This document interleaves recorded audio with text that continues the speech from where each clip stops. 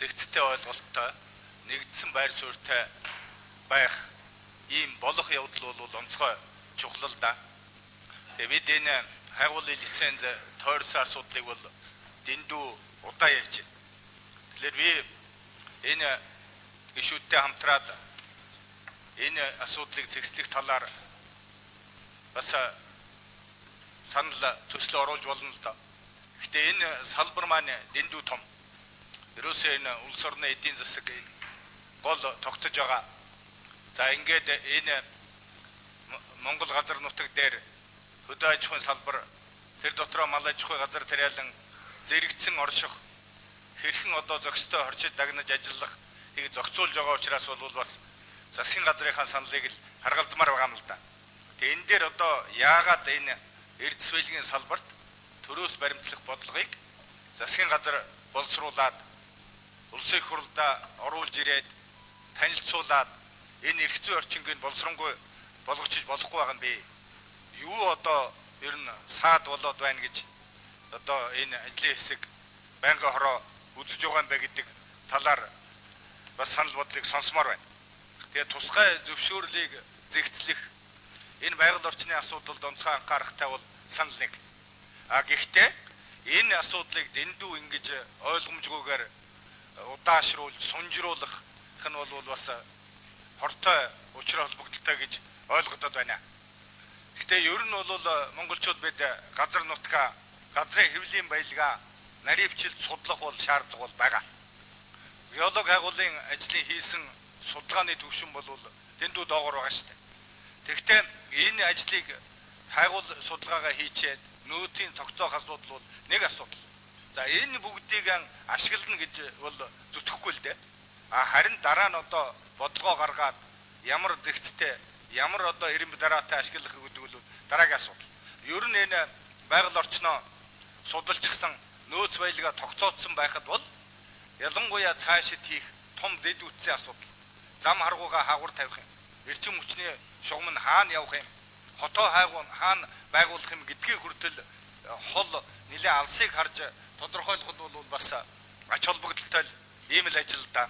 Тийм учраас энэ асуудалтай ер нь түргэдэхгүй бол ингээ үндсэндээ одоо бас нэг жил сунж ярих юм. Тэгвэл энэ дээр бол бас би ажлын хэсгээс юу тодруулмаар байна гэвэл хэрв засгийн газарч бай, за ерөнхийлөгчийн тамгын газарч бай энэ асуудлаа оруулаад ирэх юм бол заавал одоо 12 оны 30 сүүлийг харах гэж ингэж одоо хүлээхгүй үстэй. Энэ одоо асуудал нээлттэй гэж ойлгож болох уу гэсэн одоо ийм асуудлыг тодруулмаар байна. Баярлалаа. Ер нь энд бид энэ уул уурхайн салбарын асуудлыг бол зөвхөн нэг стратегийн ач холбогдолтой хэдэн ордоор бол төсөөлж ойлгож бол болохгүй л дээ. Иймэрхүү асуудал бас нэлээд газар аваад байх шиг байгаа. Ер нь эн чинь том жижиг бүхэл бүтэн салбар, олон үйлдвэрүүд, олон 10,000 хүн хамт олон ажиллаж байгаа ийм л одоо чухал салбар шүү дээ. Тэр утгаар нь бас хандаж нэлээд тийм нарийн ширийн өргөн утгаар нь ойлгож энэ салбарын эрх зүйн асуудал болоод бодлогыг бид жаахан цаг хугацаа алдлагүй зөв зүйтэй тодорхойлчих асуудал бол чухал байгаа гэдгийг л бас.